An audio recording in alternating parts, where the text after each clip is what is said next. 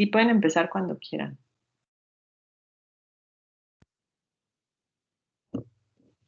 ¿Ya se ve la pantalla? Sí.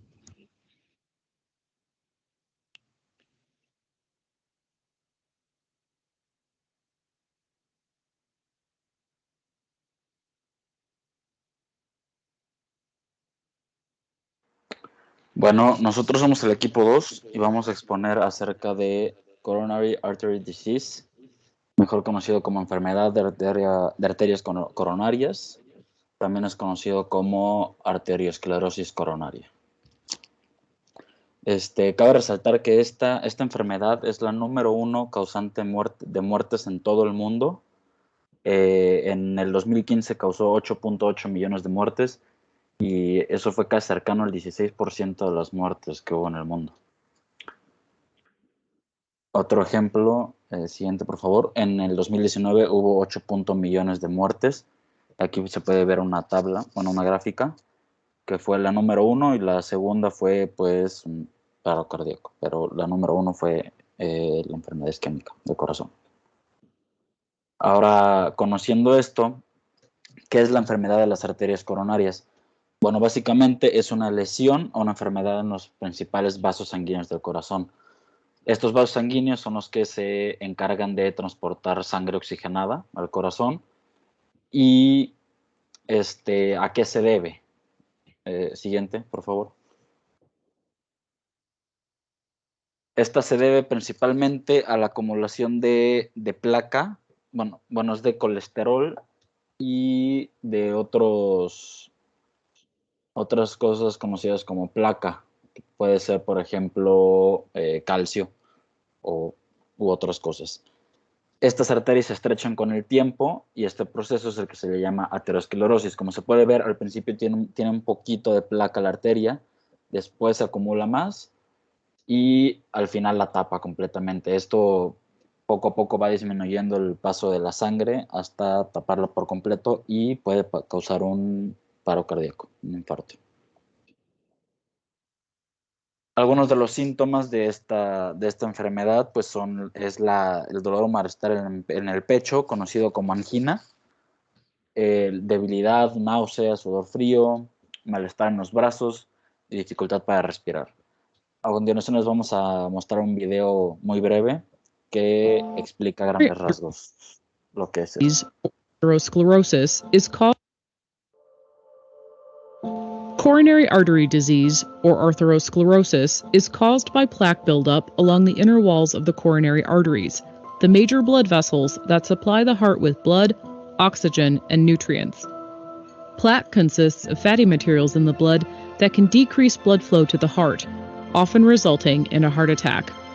Risk factors include family history, high cholesterol, high blood pressure, and lifestyle choices like smoking, alcohol consumption, and lack of exercise. You can reduce your risk by pursuing a healthy lifestyle or by taking medications.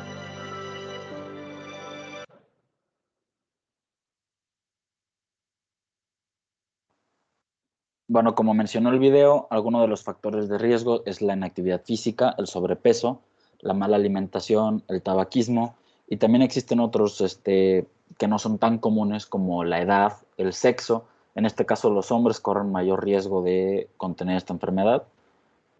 Sin embargo, en las mujeres aumenta después de la menopausia también.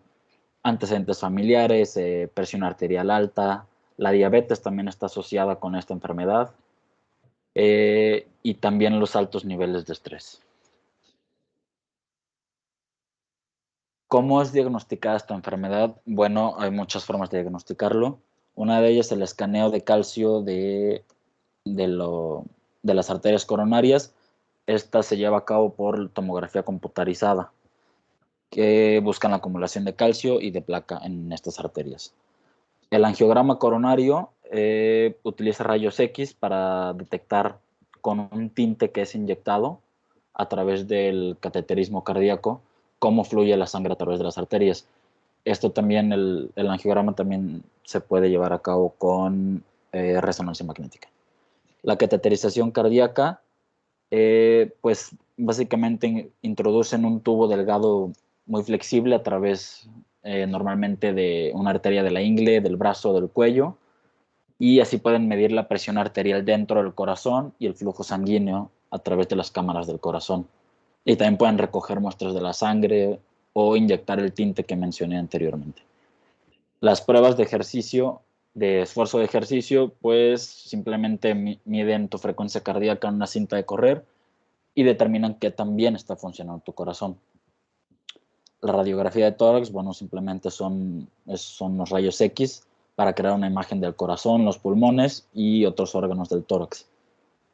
Y por último, el ECG, que al medir la actividad eléctrica cardíaca, la frecuencia y la regularidad de los latidos, se puede diagnosticar por el tipo de ondas esta enfermedad.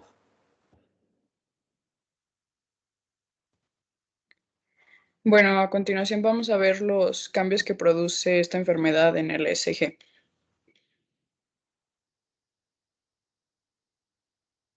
Pues para empezar debemos localizar las arterias. Estas son dos principalmente, la arteria coronaria derecha y la izquierda, que a su vez se divide en dos, que es la circunfleja y la anterior descendente. Siguiente, por favor. Bueno, como vimos, uno de los síntomas es la angina de pecho. Esta puede tener dos estados. Estable, que se refiere a que cuando el paciente se encuentra en reposo, el dolor en el pecho disminuye.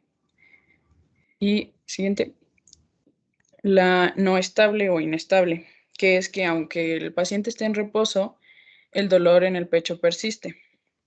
Este es importante porque puede guiarnos a otra enfermedad, bueno, patología, puede guiar a tener un non-STEMI o un STEMI, pero ¿qué es STEMI? Siguiente, por favor. STEMI, por sus siglas en inglés, es ST Segment Elevation Myocardial Infarction, que quiere decir infarto miocárdico por elevación del segmento ST. Siguiente, por favor. Bueno, en la primera imagen de la izquierda tenemos lo que es la situación non-STEMI, que quiere decir que la arteria no está completamente tapada, lo cual en el tejido del miocardio se ve como que en la parte más distal a la arteria existe un infarto y en la parte más cercana solo la isquemia, que es la falta de oxígeno.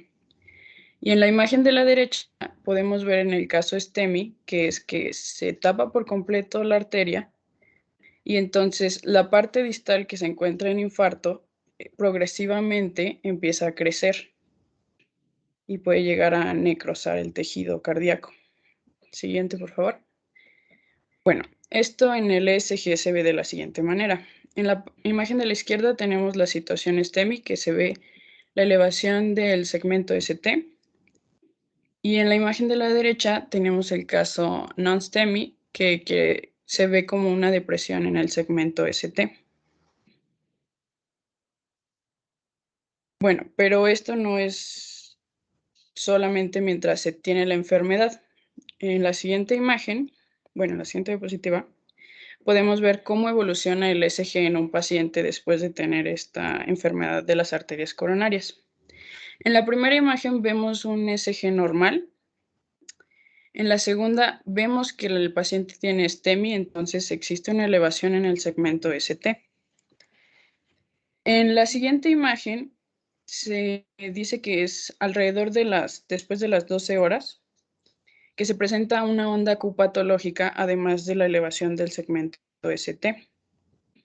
En la cuarta imagen es alrededor de las 24 horas, donde la onda Q patológica persiste, la elevación en el segmento ST persiste, y ahora tenemos una inversión en la onda T. En la imagen número 5, que sería más o menos aproximadamente a la primera semana después de sufrir STEMI, persiste la onda Q patológica y la onda T invertida, pero la elevación ya no está. Y por último, aproximadamente al mes, 3 semanas de haber ocurrido esto, vemos que intenta volver a su normalidad, pero persiste la onda Q patológica.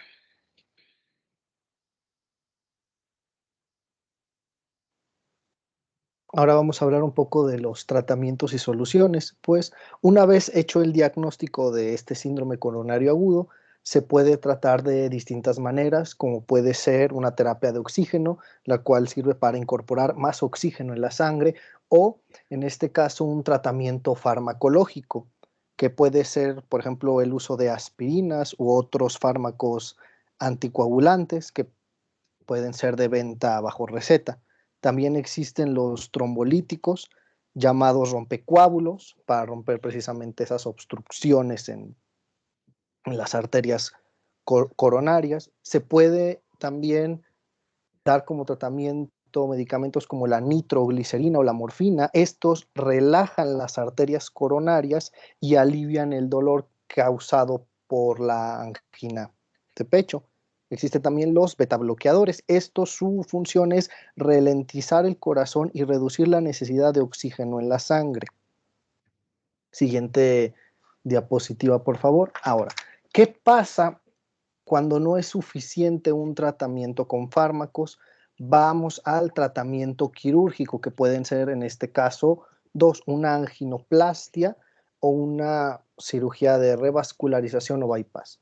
En la primera, en la anginoplastia coronaria, se introduce un catéter con una punta en forma de globo en la arteria que se encuentra obstruida. El globo se infla en el interior de la arteria coronaria bloqueada para que pueda fluir para que fluya, existe otra vez el flujo de sangre, disculpen.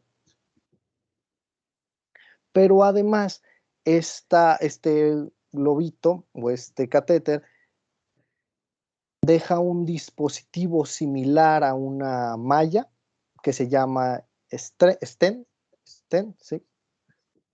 Que se utiliza o sirve para mantener la arteria abierta. Siguiente diapositiva, por favor, que es donde vamos a ver la cirugía de revascularización o bypass.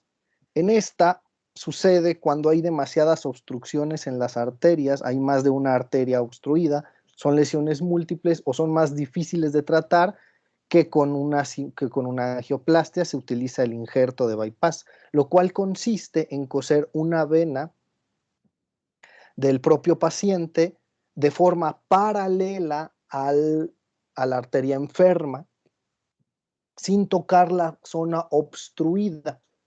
Esto hace que se genere un puente donde se permite una circulación. Siguiente diapositiva, por favor. Aquí en los tratamientos a largo plazo es más que nada la prevención de este tipo de esta patología, que obviamente pues las recomendaciones son dejar de fumar, moderar el consumo de alcohol, controlar los factores de riesgo es muy importante, pues si tenemos en este caso alguna enfermedad como las mencionadas al inicio, el estar constantemente checando y regulando esas enfermedades nos puede ayudar a evitar caer en una complicación aún más grave.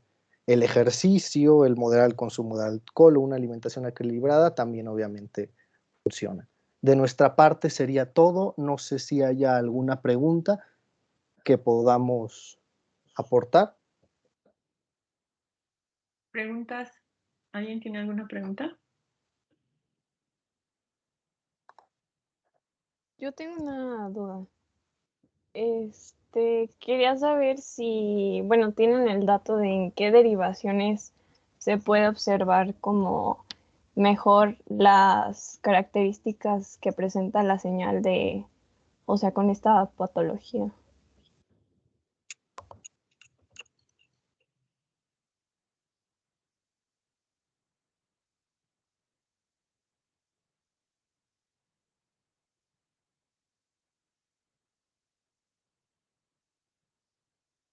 ¿Tienen el dato, chicos?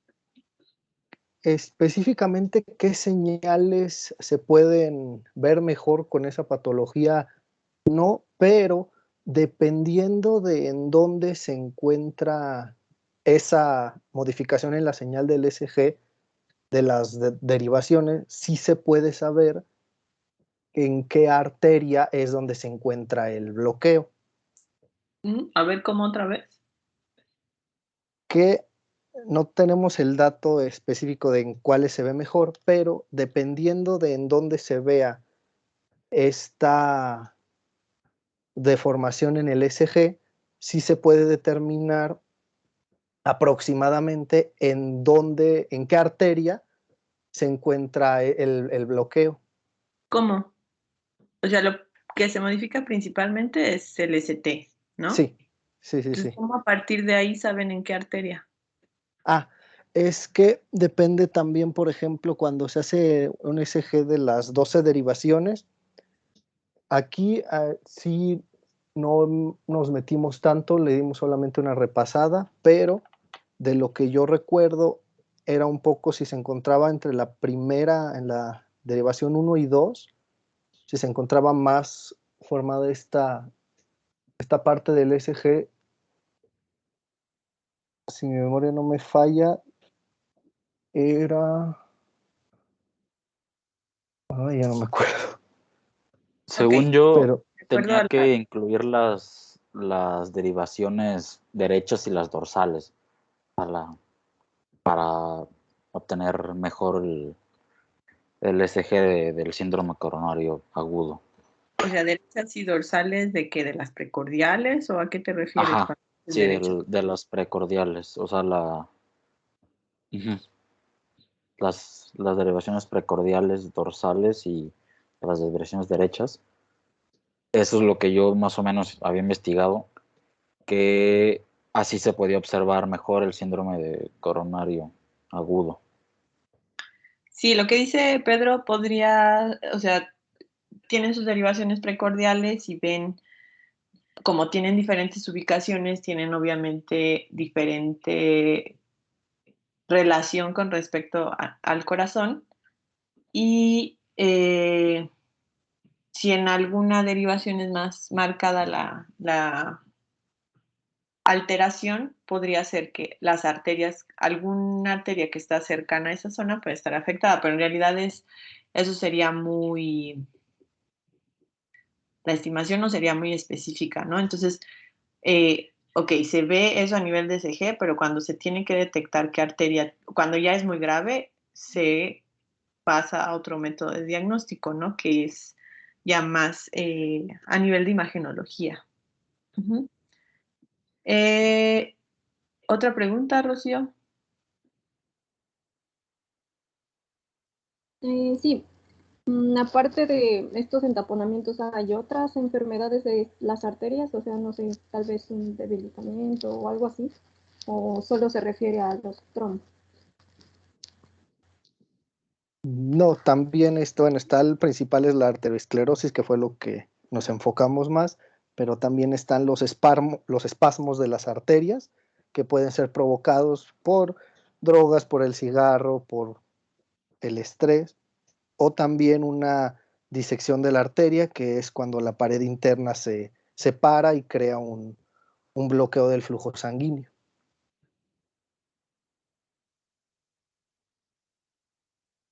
Ok. Vamos a pasar a la siguiente exposición. El equipo 3, por favor. Sí, doctora, en un momento comparto pantalla.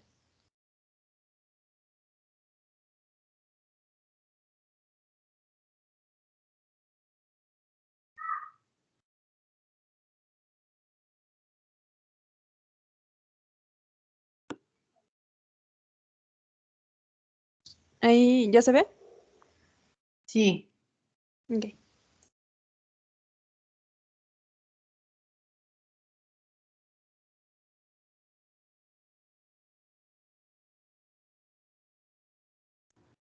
Bueno, hola, buenas tardes. Nosotros somos el equipo 3 y les vamos a hablar brevemente sobre la estenosis aórtica. Perdón. Bueno, la estenosis aórtica es una de las valvulopatías más frecuentes a nivel mundial, principalmente porque es diagnosticada en la población de adultos mayores y, bueno, principalmente en este sector, ya que son quienes poseen un gran componente degenerativo de calcificación valvular. Siguiente, por favor.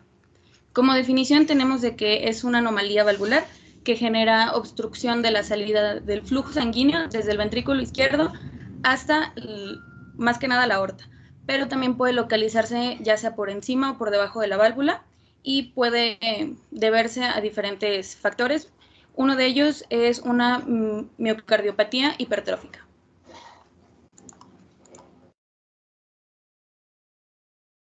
Bueno, primero hay que entender de qué vamos a hablar.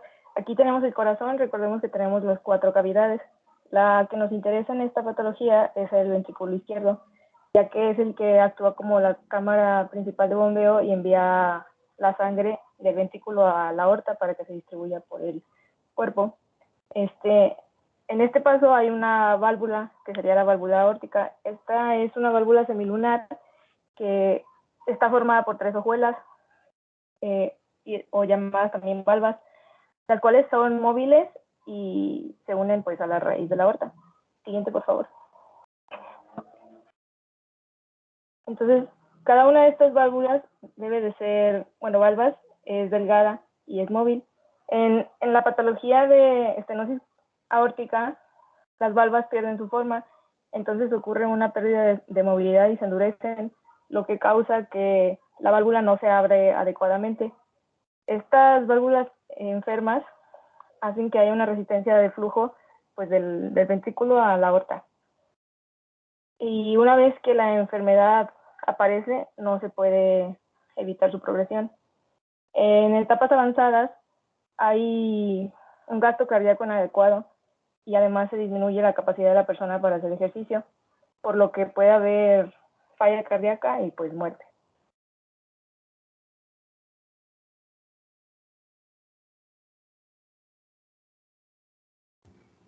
Bueno, y hablando un poco más sobre la etiología, o más que nada la causa de por qué se da la estenosis aórtica, puede ser de diferentes formas, ya sea congénita o adquirida. Si es congénita puede ser por una de 3 opciones. Si es unicúspide, es cuando, bueno, se detecta más que nada en la infancia, se da también pues, el desarrollo de los síntomas, hay fallas cardíacas y, bueno, termina en muerte. Lo que ocurre en estos casos son obstrucciones severas que, bueno, son totalmente fatales. La siguiente opción es con la bicúspide, que es una de las más frecuentes. La malformación lo que hace es de que lesiona las válvulas del corazón, generando calcificaciones. La otra opción es la tricúspide, que afecta a las válvulas sigmoideas, son de distinto tamaño, y por lo tanto estas presentan una tendencia no solo a la calcificación, sino también a la fibrosis. La otra opción es de que sean adquiridas, ya sea que sean calcificadas, que también es de los más frecuentes, principalmente en los adultos mayores de 75, esto por el envejecimiento de la población. Aquí se encuentran 2 factores de riesgo, lo que sería la diabetes y la hipercolesterolemia, perdón. Son los principales factores de riesgo que afectan cuando es adquirida calcificada. Y en el caso de la reumática, bueno, se presenta igual fibrosis y calcificación tardías y normalmente se ven afectadas de, bueno, otras válvulas, no solamente todo lo que viene siendo la aorta, la válvula mitral se ve severamente involucrada. También existe de que se dan los casos que se vean afectados por causas raras. Hay un listado de todas las que están detectadas, pero dentro de estas las más comunes son las vegetaciones infecciosas obstructivas, que también pueden ser como adenoides, principalmente que se dan por inflamaciones y por la irradiación. Siguiente, por favor.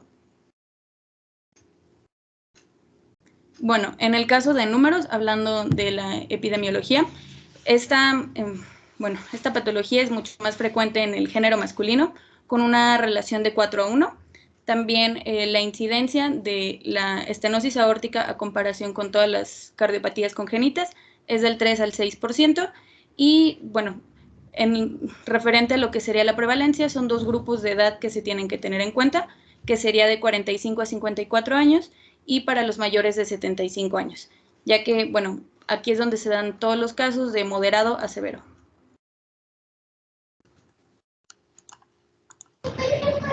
Bueno, ahora hablaremos sobre lo que viene siendo la histopatología de esta enfermedad. Es decir, vamos a ver cómo se genera y cómo se observa la patología, pero a nivel tisular.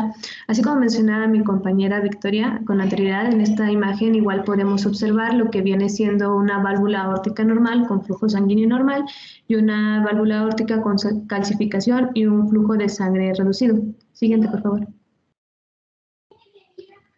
En la válvula aórtica normal podemos observar de manera clara su estructura de 3 capas, lo que viene siendo la capa fibrosa marcada con una F en nuestra imagen de la izquierda.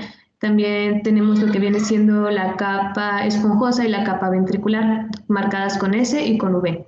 Mientras que en la válvula aórtica con calcificación podemos observar un depósito de calcio entre las capas fibrosas y esponjosas. Sí, siguiente.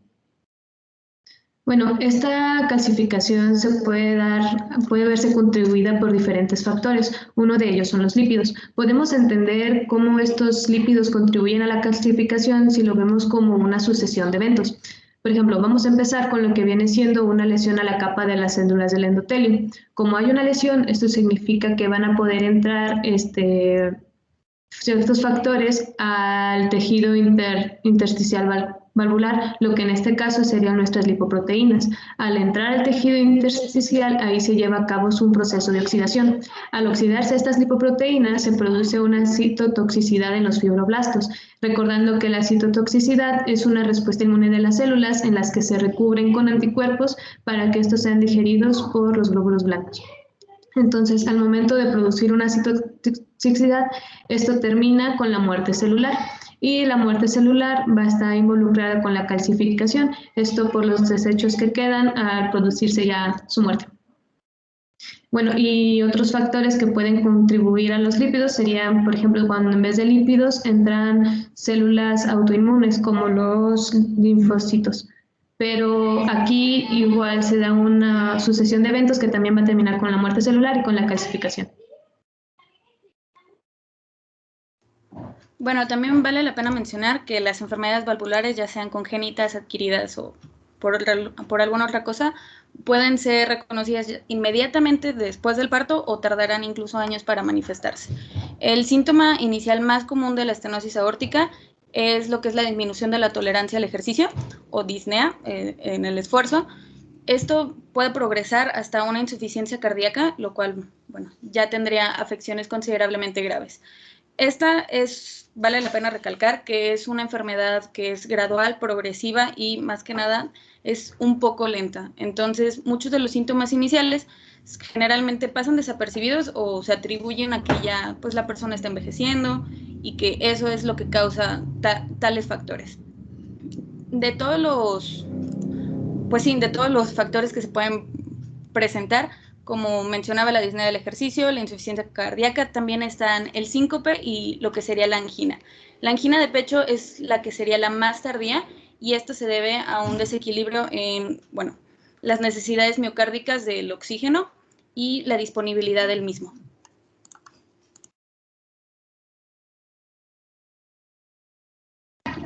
Bueno, esta enfermedad se puede diagnosticar de diferentes maneras.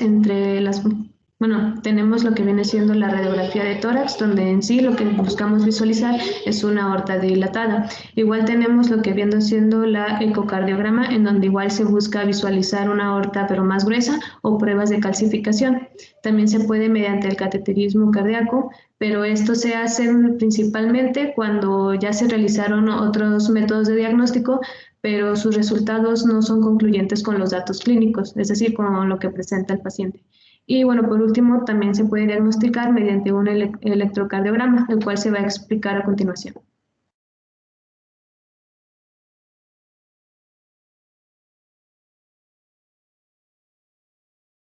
Bueno, ahora vamos a explicar un poquito los cambios en el ECG para esta valvulopatía en específico. Siguiente, por favor. Bueno, primero vamos a hacer un repaso rápido de cómo es que generamos nuestro potencial de acción en el corazón, ¿no? Nuestro ciclo cardíaco. Entonces vamos a tener primero nuestro estímulo en el nodo sinoauricular. Este va a permitir que las aurículas se despolaricen y entonces ese estímulo va a pasar a nuestro nodo auriculoventricular y de ahí a nuestro sistema de conducción conformado por las de His y nuestras fibras de Purkinje. Una vez que llega a este punto, pues provoca la despolarización ahora de los ventrículos y es ahora que va a pasar todo este flujo que tenemos en los ventrículos hacia, bueno, en este caso específico de nuestro ventrículo izquierdo va a pasar hacia la aorta a través de nuestra válvula aórtica. Entonces, bueno, en este proceso de despolarización de los ventrículos y luego repolarización estarían involucrados nuestra onda R, nuestro segmento ST y nuestra onda T.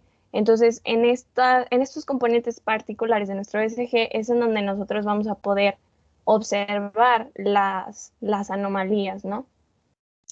Presentes, que bueno, o sea, en sí es la parte de la sístole ventricular, ¿no? Que se muestra en nuestra señal de ECG en la parte inferior. Siguiente, por favor. Ok. Bueno, del lado izquierdo tenemos lo que sería el ECG que se obtuvo de las 12 diferentes derivaciones de una persona con estenosis aórtica, y del otro lado tenemos cómo se observaría un ECG normal. Entonces podemos ver particularmente que en la derivación 1, bueno, lo que vamos a observar es que en el segmento ST, que sería esta parte entre la despolarización, o sea, la duración entre la despolarización y nuestra repolarización de ventrículos, se va a deprimir. O sea, esto quiere decir que no se va a encontrar en la línea basal, sino que va a estar por debajo. Y también vamos a tener una inversión de la onda T, o sea, es decir, que va a tener una amplitud negativa en lugar de tener una amplitud positiva. Y se puede observar, por ejemplo, si comparamos las derivaciones, la señal de la derivación 1 y también de la precordial 5 y 6. Y bueno, ahorita se va a explicar un poquito más a detalle esto. Bueno, nada más profundizando un poquito más en lo que ya explicó mi compañera. A la hora de hacer un ECG, lo que buscamos encontrar en el caso de la estenosis aórtica es hipertrofia del ventrículo izquierdo. Y para diagnosticarlas tenemos 3 métodos diferentes. Uno es el índice de Cornell, que nos dice que si sumamos la onda R de ABR y la onda S de B3, y obtenemos un resultado en el caso de las mujeres de mayor a 20 milímetros y de los hombres mayor a 28, entonces nuestro paciente padece de hipertrofia del ventrículo izquierdo. El otro es el índice de Sokolov, que parecido al de Cornell, pero en este caso sumamos la onda R de la B5 o la B6 y la onda S de B1. Entonces, igual si tenemos un resultado mayor a 35 milímetros, nuestro paciente padece de hipertrofia del ventrículo izquierdo. El método que estaba explicando Cecilia es que cuando se tiene la depresión aquí en ST y la onda T, tenemos la polaridad opuesta al complejo QRS. Ahora, la razón por la que estamos buscando hipertrofia del ventrículo izquierdo es porque cuando tenemos estenosis aórtica, lo primero que hace uno de los mecanismos de compensación del cuerpo es esto, ¿no? Como el sobrecargar el ventrículo izquierdo por la reducción que tienes del área valvular de la aorta.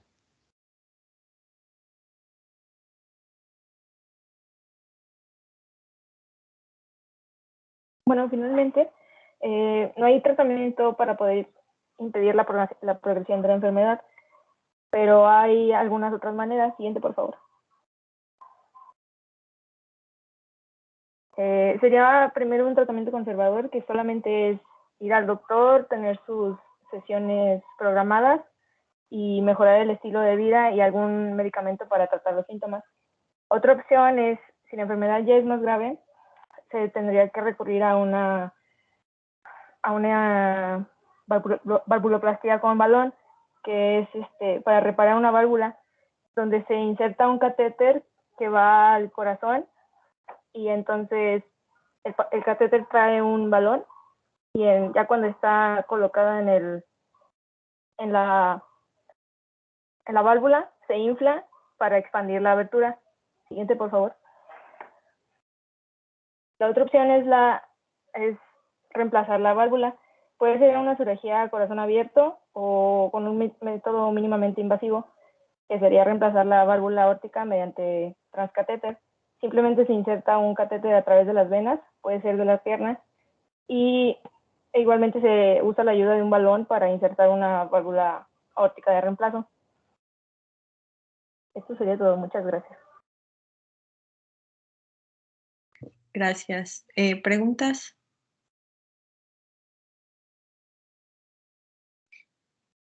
¿No hay preguntas? Sí, Jimena. Bueno, quería saber si se podía saber por medio del SG qué tan grave es.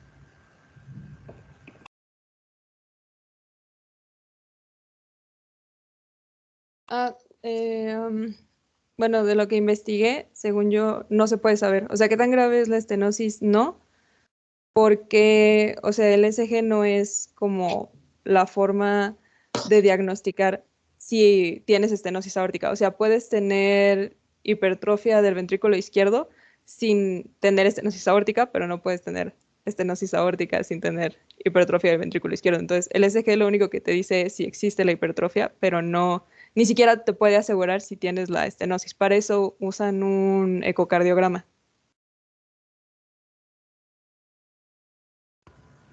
Muchas gracias. ¿Alguna otra pregunta?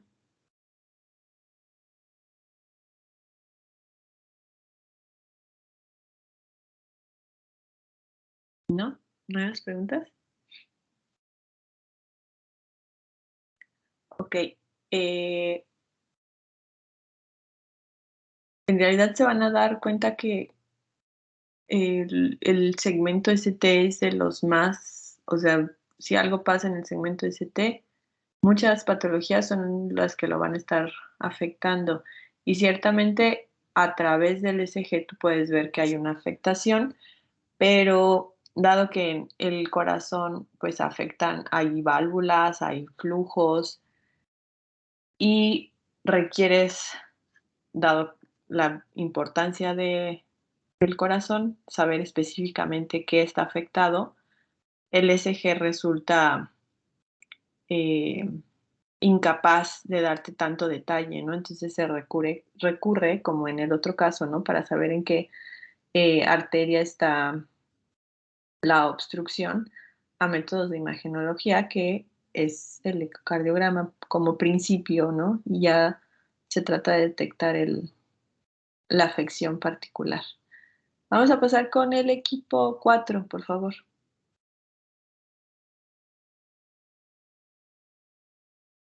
Sí, en un momento comparto.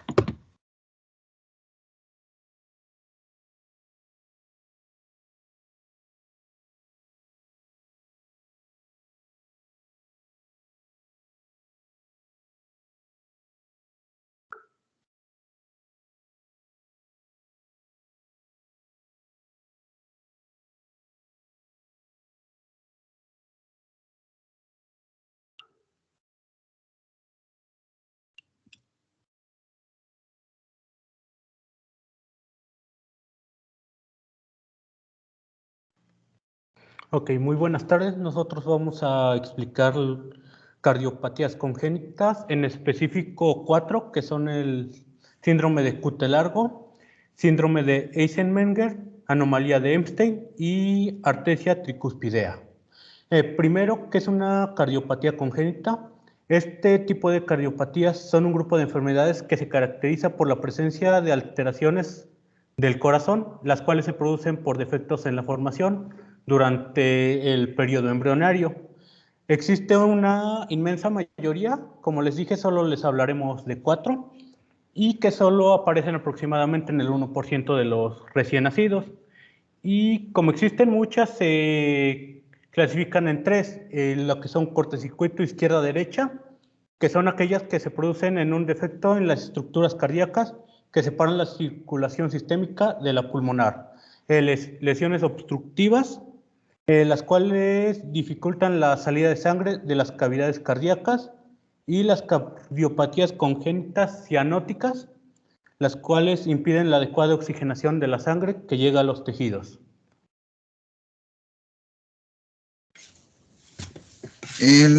Ahí está mal, ese sería el síndrome del QT largo, y básicamente es una canalopatía arritmogénica.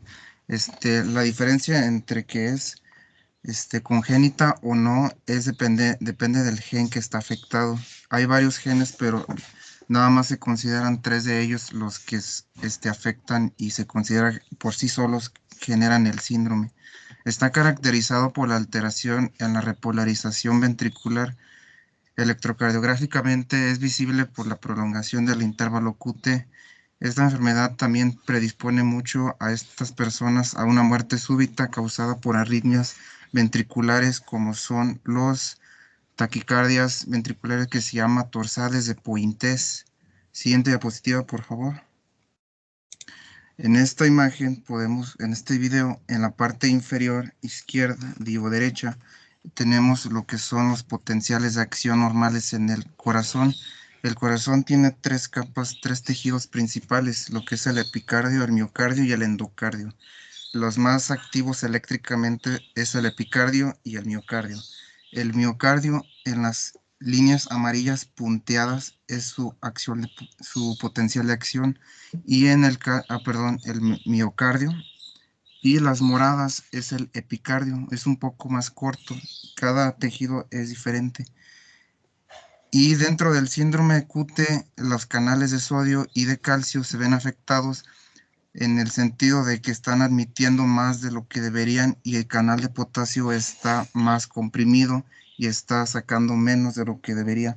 Esto hace que el periodo refractario relativo sea más largo. En la fase normal, en un corazón normal, células normales, la línea punteada roja que se va a alcanzar a ver es más corta, y cuando está afectado es más larga, lo que puede provocar un CVP, una contracción ventricular prematura, lo que puede desencadenar en una taquicardia ventricular que se llama torades de Pointes, que básicamente va a estar circulando entre las 2 capas del corazón. Ahí a ver en la animación.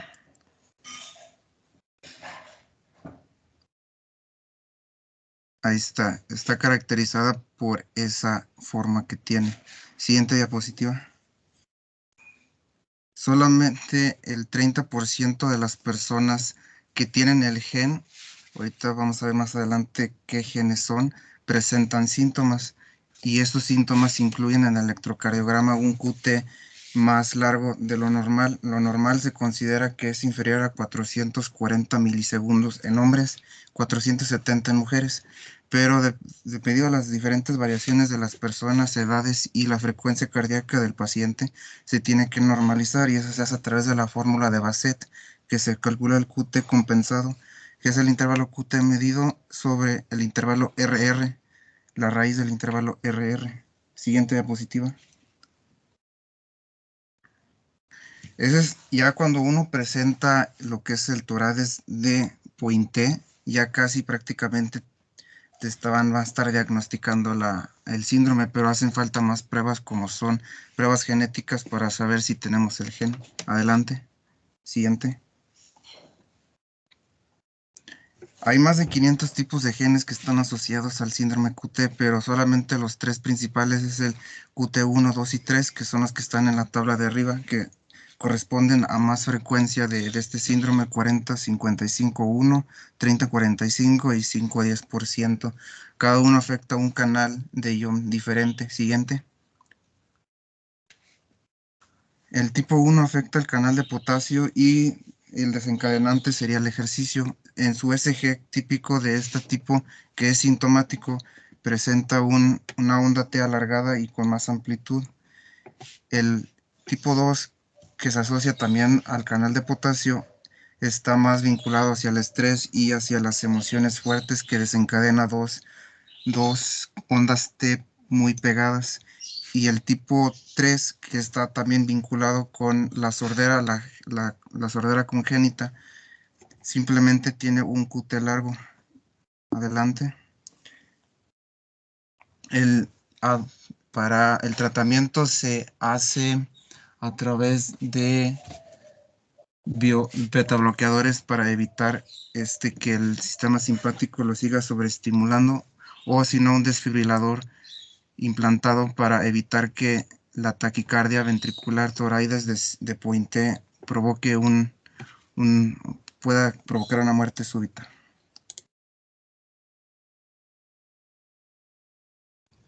Bueno, ahora les hablaré sobre el síndrome de Eisenmenger.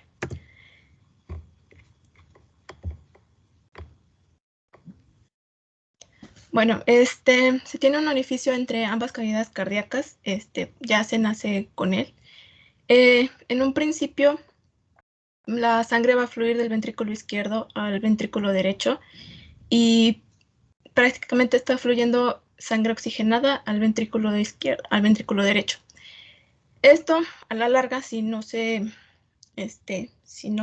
corrige a una temperatura, se va a desarrollar con el paso del tiempo el síndrome de Eisenmenger, que es ya cuando de derecha a izquierda pasa la sangre, que es la sangre no oxigenada, pasa la sangre al ventrículo izquierdo y se va a revolver tanto sangre oxigenada como sangre no oxigenada. Esto a la larga puede causar la cianosis, que es un aumento de glóbulos rojos y de hemoglobina, y el paciente puede presentar osteoartropatía hipertrófica, que como se ve aquí en la imagen, se ven los dedos azules y tienen como forma de baqueta de batería. En cuanto al ECG, pues como creo que lo olvidé mencionar acá, se genera una hipertrofia del ventrículo derecho, entonces lo que se busca en el ECG es esta hipertrofia. Esta hipertrofia se caracteriza por tener ondas R muy largas, incluso se presenta las derivaciones 1, 2 y 3. También la onda T se ve disminuida. Y en cuanto al tratamiento, está la flebotomía, la terapia Bosentan y el trasplante de corazón de pulmón, ya que sería como la última opción. En cuanto a la flebotomía, es sacar sangre del paciente y esta sangre se sustituye con alguna solución salina. Esto con el propósito de reducir la viscosidad de la sangre. Para la terapia de Bosentan, prácticamente se da medicamentos al paciente con el propósito de que se dilaten las arterias y esto puede decrementar de la hipertensión pulmonar. Y luego las recomendaciones es básicamente no exponerse a cambios de temperaturas, a cambios de alturas extremos, que es más que nada no viajar en avión, ni bucear, ni escalar en las montañas.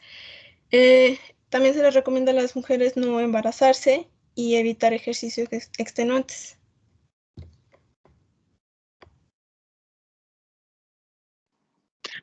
Bueno, pues ahora vamos a hablar sobre la anomalía de Epstein. Siguiente, por favor. Esta es una malformación cardíaca rara que aparece en menos del 1% de todas las cardiopatías congénitas que existen. En esta anomalía, la válvula tricúspide no está en su sitio normal, sino que parte de ella se desplaza hacia el ventrículo derecho. De hecho, pues está situada dentro de este mismo. Como consecuencia de esto, pues una parte del ventrículo derecho pasa a formar parte de la aurícula derecha y así pues el ventrículo derecho funcional queda reducido de forma importante, dando lugar a un ventrículo pues más pequeño. La válvula tricúspide es muy anómala y tiene por lo general insuficiencia valvular, permitiendo así que la sangre retroceda del ventrículo a la aurícula derecha. En la siguiente animación, si la puedes poner por favor, podemos observar que la sangre desoxigenada, es decir, la que está en color azul, llega a la aurícula derecha y trata de pasar al ventrículo derecho a través de la válvula tricúspide. Pero debido a que esta es muy pequeña, debido a la pequeñez, del ventrículo derecho, y a la insuficiencia de la válvula tricúspide, pues es poca la sangre que llega a los pulmones y pasa el resto de la sangre a través de la comunicación interauricular, que es lo que se ve ahí marcado con las iniciales C y A. Pasa por ahí hasta la aurícula izquierda, donde se mezcla con la sangre oxigenada, que es la que viene de color rojo, y pues esta sangre viene de los pulmones. Al mezclarse la sangre oxigenada y la desoxigenada forma un color violeta, y pues esta sangre de color violeta es la que pasa al ventrículo izquierdo y sale por la aorta para de esta manera pues dirigirse a todo el cuerpo. Esto es lo que provoca el color cianótico, que como ya lo mencionaron pues es color como violeta o azul en los pacientes. Esto generalmente pues solo se ve en recién nacidos.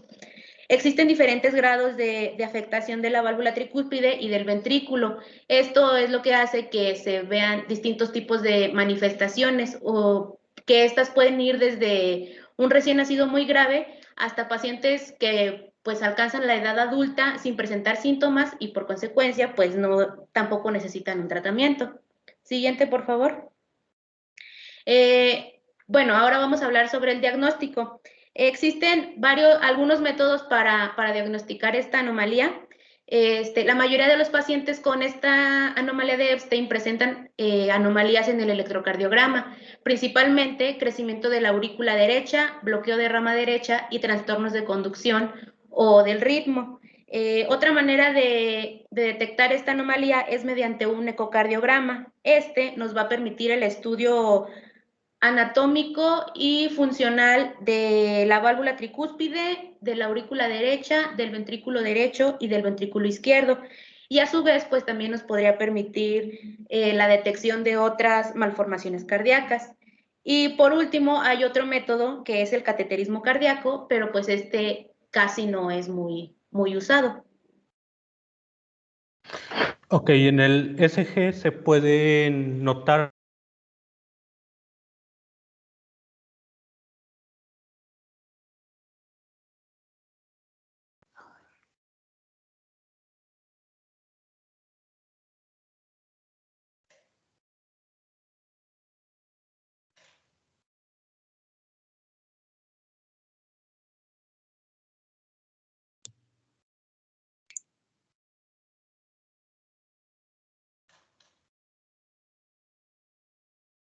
Ok, ¿ya se me escucha? Sí, no sabía si era yo o eras tú. No, es que estoy teniendo problemas con... Ok, con la red. Si no, pueden dejar pendientes aparte y pueden avanzar sus demás compañeros. Ok. Ok. Como vean. Bueno, ahora vamos a pasar a la parte del tratamiento, por favor.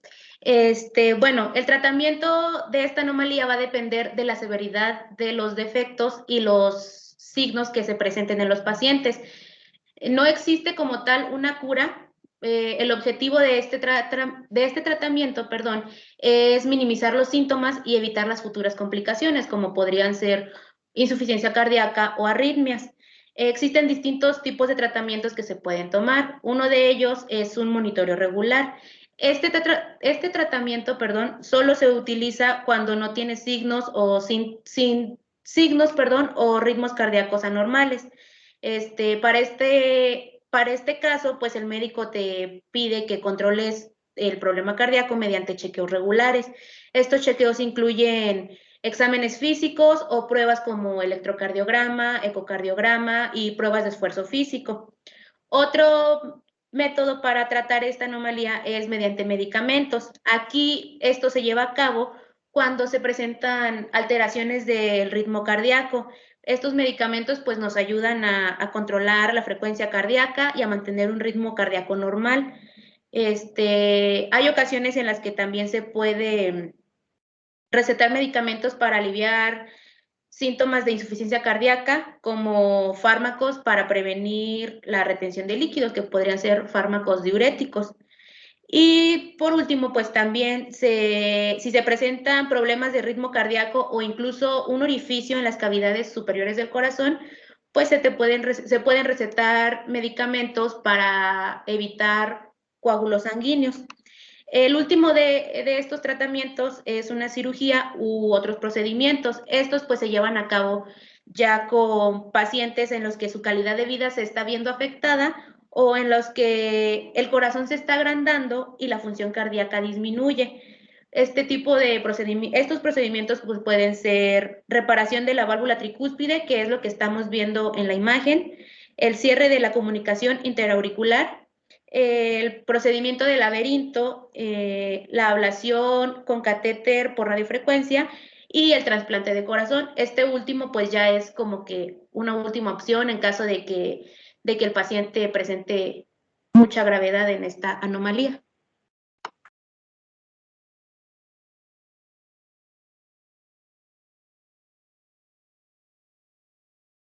Para terminar, vamos a hablar de la atresia tricúspidea, la que sigue, por favor.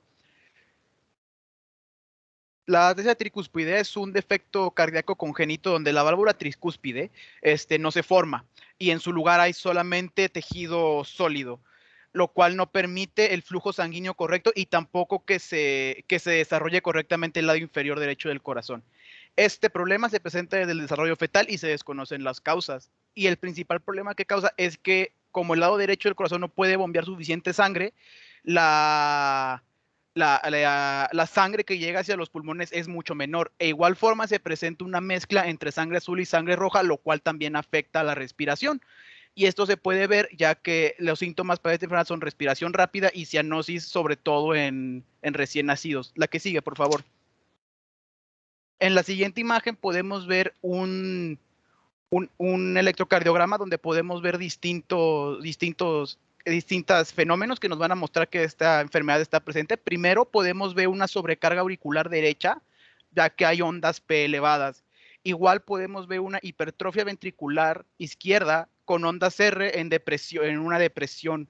Y en el segmento ST podemos ver una inversión en la onda T. E igual podemos ver una deflexión intrínseca auricular por la onda P bifásica, la cual se puede ver en la parte de B1. La que sigue, por favor. Los tratamientos son principalmente cirugía, un cateterismo cardíaco que también funciona como primer método de diagnóstico, pero se usa más como procedimiento inicial para la siguiente cirugía, que es la septostomía auricular con globo, la cual mejora la combinación de sangre roja y azul. E igual forma se suministra prostaglandina E1 para que el conducto arterial, el cual se cierra después de poco tiempo de nacido, no se cierre y se pueda seguir llevando sangre a los pulmones. Y eso sería todo. Bueno, en lo que preguntan, ¿puedes regresarte a la penúltima donde decías que había una onda P bicúspide? No me acuerdo cómo le llamaste. ¿Me la puedes señalar? Bifásica. Sí, aquí en esta parte de aquí, ahí, antes del tu apuntador. Sí, ¿dónde lo activo? Ahí está ya. O bueno, no sé. En la parte donde dice B1. Ajá. Ahí donde dice la deflexión intrínseca auricular, ahí está, atrial intrinsic deflection. Ahí podemos ver la onda P bifásica, ya que básicamente se va para arriba y se vuelve a ir para abajo. Así. Ok.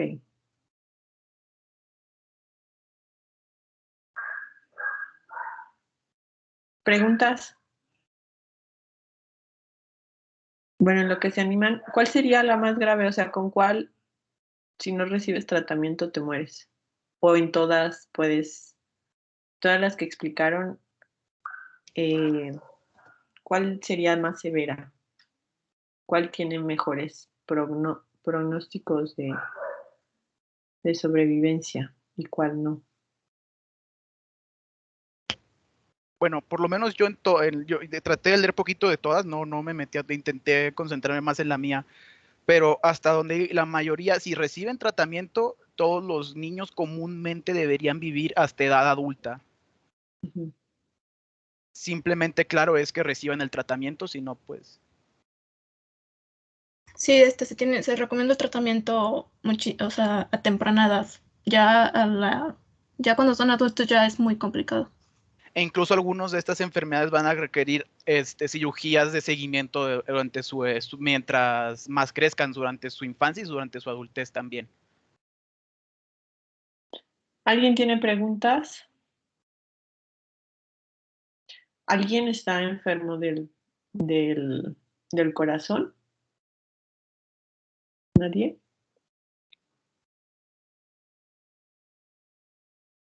¿No hay preguntas? No hay preguntas, chicos. Génesis, sí. Sí, Génesis, adelante.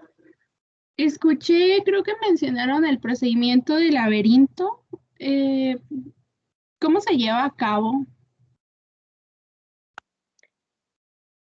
Sí, pues este procedimiento se lleva a cabo solo si además de la anomalía de Epstein tienes problemas de taquicardia.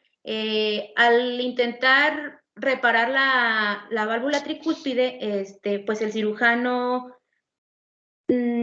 hace pequeñas incisiones en las cavidades superiores del corazón para de esta manera pues poder crear un patrón o un laberinto, así como lo dice el nombre, en el tejido cicatricial, me parece que es en el tejido cicatricial. Esto es porque pues este tejido no conduce la electricidad y pues interrumpe los impulsos cardíacos que causan algunos tipos de arritmia, como sería pues la taquicardia. ¿Alguien más tiene otra pregunta?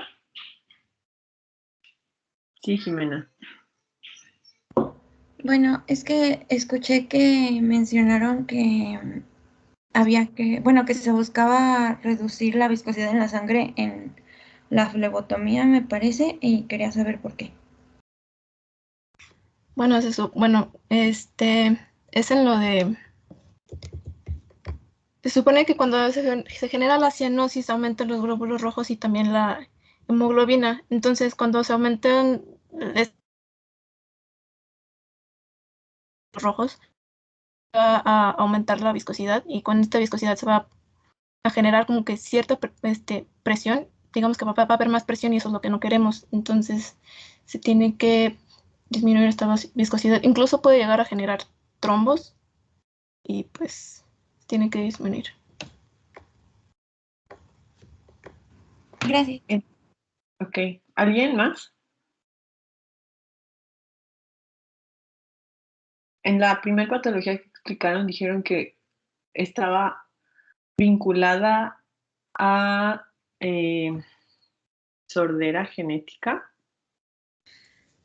Sí, en el tipo 3 se llamaba el síndrome de Jules y encontraron ese patrón de que los síndromes Q estaban muy relacionados con la gente que tenía sordera. Ok, pero no investigaron más. No, ya no investigué más a fondo el síndrome relacionado con la sordera. Ok. ¿Alguien más tiene alguna pregunta? ¿No? Bueno, muy bien las presentaciones. Nos faltan 2. Las vemos el mañana.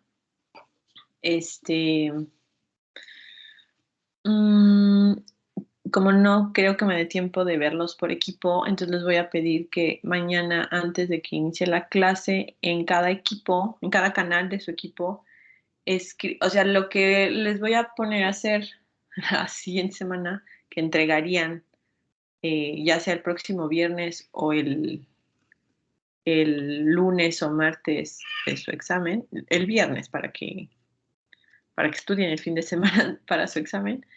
De hecho, es muy fácil la simulación, solo es más bien tienen que pensar que van a simular. Entonces quiero que por equipo me escriban. Van a simular su manejador de pierna derecha y entonces que escriban ahí. Las funciones del manejador de pierna derecha son, por ejemplo, una es disminuir el voltaje en modo común. Entonces, ¿cómo le van a hacer para comprobar que el manejador de pierna derecha cumple esa función? En la simulación, ¿ok? Luego función 2. Y quiero que me pongan todas sus funciones y cómo piensan hacerle para simular esa parte, ¿no? Que el manejador está haciendo esas funciones. Ya sé que es poco tiempo, pero quiero ver qué me escriben. Por lo menos que tengan claras las funciones, a lo mejor por ahí les va a costar trabajo, tal vez así prematuramente pensar cómo lo simulan, pero sí quiero que por lo menos tengan muy claras las funciones del manejador de pierna derecha. Y bueno, si no se les alcanza a ocurrir cómo le pueden hacer para simularlo, no hay problema, pero sí inténtenlo para que yo les pueda dar retroalimentación. Pero quiero ver por lo menos que todos tengan claras las funciones y les comento algo al respecto dependiendo de qué me contesten por equipo. Y si no, pues a lo largo de la semana, pues yo voy a estar disponible, ¿no? Si tienen dudas, también nos comunicamos. ¿Ok? Maestra, entonces es eso, lo de la pregunta espina derecha. Después vamos a generar, hacer las preguntas orales. No, no nos va a dar tiempo de hacer. No son muchos, son 8 nos toca de a 8, creo que por parcial, no, de a 12. Y ya, pues ya nomás nos faltan, bueno, me faltan 10, entonces probablemente mañana a lo mejor nada más le pregunto a 1 o a 2, y entonces le estaría preguntando la próxima semana. Supongo que les van a suspender las clases o no, no saben, no les han dicho, por lo del ENIVET. Digo, porque pues casi todos los profesores de biomédica que les dan clases están involucrados, entonces no sé, o no les han avisado. Pues Sí, la hay mayoría algunos están cerrados. profesores que sí. Sí, a mí sí. Ok, entonces yo les digo, les voy a escribir, ¿sabes qué? A ti te toca hacer examen oral, ¿en qué horario puedes? Entonces nos ponemos de acuerdo para que a quien le diga pueda en algún horario en el que yo también pueda y entonces les haré preguntas así durante la semana, ¿ok? Son rápidas, o sea, son 2 preguntas, 5 minutos cada pregunta, entonces son 10 minutos por persona. O menos, ¿no? Entonces nos vemos mañana. Hasta luego, chicos. Doctora. Hasta luego, gracias. Gracias.